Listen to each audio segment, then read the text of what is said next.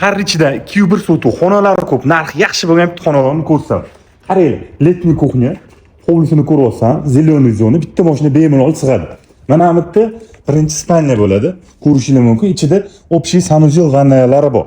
Mana bu yerda zimniy kuxnyasi. Mana bemalol mana bu yerda ovqatlanib oila davrasida o'tirsanglar ham bo'ladi. Yonida mana dushevoya, mana bu yerda sanuzel ko'rishingiz mumkin. Hozir endi yo'q ikkita xonani ko'rsataman. Birinchi etajda общий 3 ta xonasi bor-da.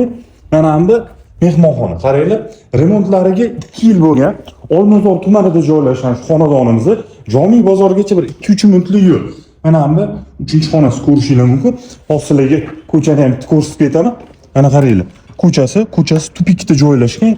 Именно shu uy tupikka tushgan. Hozir endi mana bu eshikdan ikkinchi etajga podvolni ko'rsataman.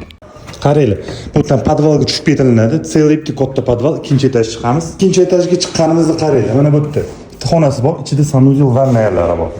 Mana bu yoqqa o'tamiz. Mana bu yerda yana kichkina xonasi bor ekan. Mana bu yoqni qaranglar. Xona qilib qo'yishgan ekan, hovli, ko'chaga qaragan oynalari bor. Mana bu yoqda yana bitta xona ko'rishingiz mumkin.